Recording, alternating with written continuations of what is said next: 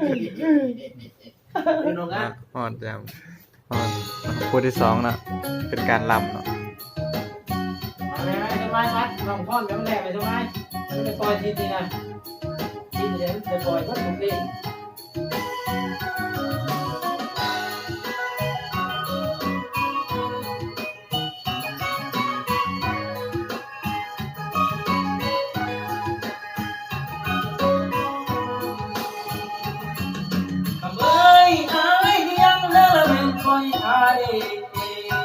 คนงามเหมือนที่มันแมนซะบ่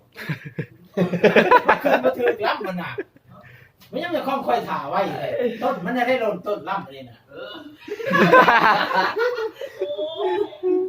โอ้ยน้ำล้ำมันชวน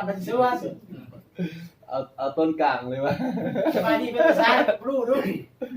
มันส่วนเสียมอ้าย ผ้า นี่ ยิงสิไรสด เป้าไปเป็นบูฮู้ไว้ฝากข้าวพี่น้องมาได้แม่ นี่แหละผิดถือพี่น้องเอ้ย ว่าเป็นภาษาเห็นไหม มันส่วนนะยี่ ว่าในไล่ตัวพี่น้องFC ตัวนี้ไล่อยู่ต่างวัยเมืองชลบุรี ไหนเลยยัง โอเคป่ะ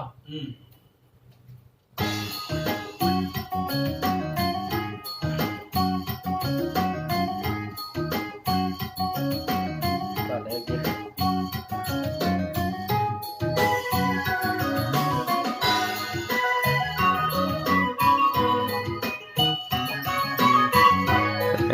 ลำเนาะลำสังวาย คำเอ้ยยังมาฟังเด้อแม่นลำมาเด้โอ้ยคำแพงเอิญที่ใส่ลำเธอละเป็นได้ข่าวขอให้สาวนี้ไกลจากบ้านได้ยินแล้วให้เจ้าเต่ามาเด้ออีหลีได้คนงามเอ่ยยั่วยั่วยั่วยั่วยั่วยั่วยั่วยั่วกำเบยสกัดเสกบักละไปยังลาตีสกัดเสร็จมีละไปยังลาเยนั่นน่ะน้องเบิ่นเมียเด้อได้เมื่อแกเด้อ มันจะได้ไม่ใช่ได้ไม่ใช่ได้